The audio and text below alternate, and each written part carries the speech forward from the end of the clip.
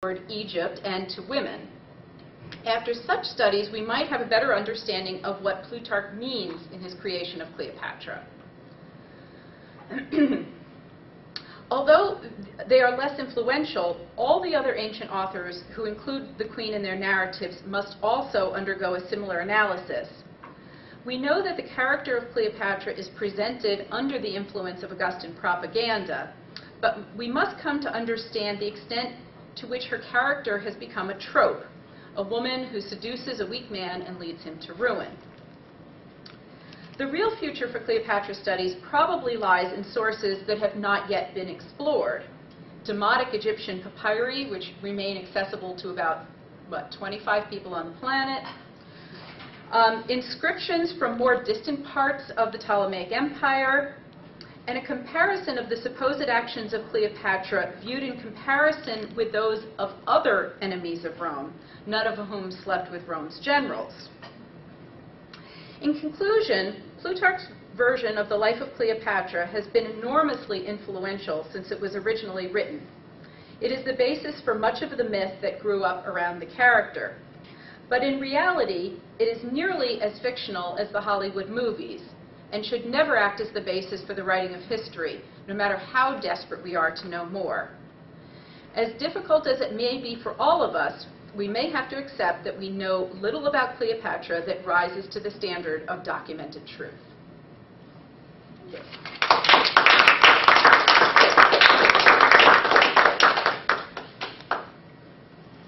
Questions, comments? Kathleen? I don't want to have you give away what happens in your course next semester, but can you talk a little bit about the reliable primary evidence? There are inscriptions from Egypt that are mostly in, not in Demotic, but in hieroglyphs that were created for religious sanctuaries. Yeah. But There's the autograph. But there's the autograph. But then and coins, I guess. Yeah, but the coins are evidence of very little. I mean, because the inscriptions on the coins don't say very much. I mean, a lot of the ones that Cleopatra struck are just cultic. They refer to her various priestly roles. And the problem with the material from Egypt itself is that it's her propaganda. It's the image of herself that she wants to project. So that's not unbiased either. I'm happy with our knowledge of the motions of her armies. I'm convinced that she lived and she died. I'm convinced that she had the children that she had. I'm convinced that she had a meaningful affair with Antony and a very temporal affair with Caesar. I don't think it was a meaningful one. I don't think there's any indication that it was. And I think that's probably all the actual truth we know about Cleopatra. And that's it. Where do you suppose the idea of the multiple languages came from? You know, it's the sort of thing that's preserved about world leaders. You know, I mean, the previous pope, not this one, John Paul II, right? Was that the last one? Yeah. People loved his ability with language. People were very moved by his ability to speak to them. You know, never mind that he could probably say 15 pleasantries in each of those languages. He did meet people on their own turf. And that's an impressive skill if you're a diplomat, right? Of course, what everybody's always curious about is why doesn't he say she knew Latin? And I'm sure, in fact, she did, because she spent time in Rome. And while she certainly could have conversed with most people in that circle in Greek, she must have picked up some Latin, particularly since people now believe she was there for some time as a child. And so she almost certainly has to have picked up some Latin. But she and Antony would have spoken Greek to each other, not Latin, I think. Joel? No, I was just talking about languages. And Mithridates of Pontus was Rome's enemy. In one source, was said to have been able to speak 56 languages. There are a number of people, famous people in the past who were thought to have been multilingual. Is there some kind of a cachet involved? Well, that would support my argument that she is being turned into the stereotypical enemy.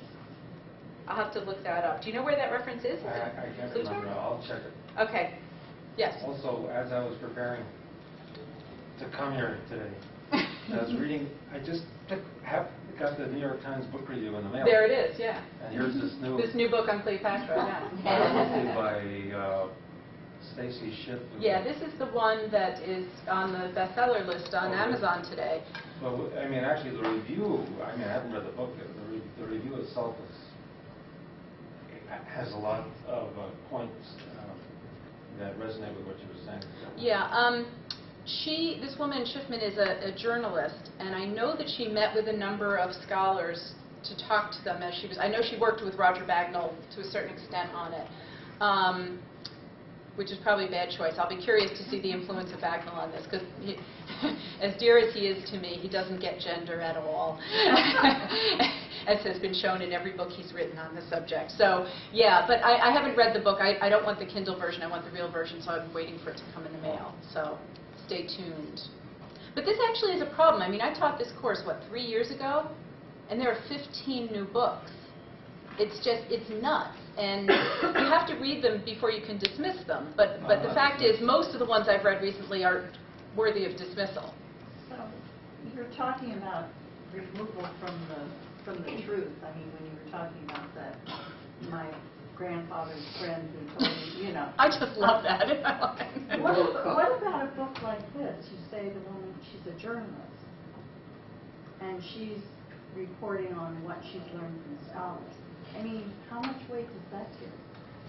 Well, it depends. I mean, there have been some good books on Cleopatra written by non-scholars. There's Lucy Hallett Hughes' book, Cleopatra, Something in Distortions. She only worked from translations, and she doesn't have the grasp of the classical stuff that I would like her to have, but the book is incredibly useful and does a good job of what it does, which is to show not the historical Cleopatra, but the fictional Cleopatra across the centuries. That is a good book, but when you read the early chapters that deal with the classical sources, they make me a little antsy, just because I'd like to see that time covered better. And there still isn't a good book. I have yet to read a good book on Cleopatra, one that I'm actually happy with, which is a problem when I teach this class, actually. But it's also good for students to read bad books and to understand what makes a book good and what makes it bad. So, don't you like reading extra books just to know the bad ones? No. Hello. Hello. Hi. Thank you for your talk. I just have a question.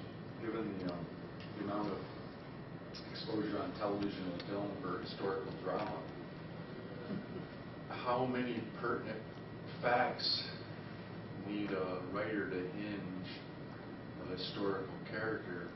But what else can they do to flesh that character out? Well, there's nothing wrong with the fictional Cleopatra, and I adore her, and that's what the class is primarily about, is about how the character of Cleopatra has evolved in fiction, starting with, she's in everything. She's in medieval morality plays, and she's in Arabic literature, and medieval and Renaissance, and TV, and cartoons, and you should see the stuff that she appears in. That's fine, but that's a different Cleopatra from the one in the so-called historical sources that's barely there. And so you can have real classical scholarship on Cleopatra, and I think much of that is very poor. And then you can study Cleopatra as a fictional character, and much of the work that's done on that is very good. I just get frustrated when people conflate the two,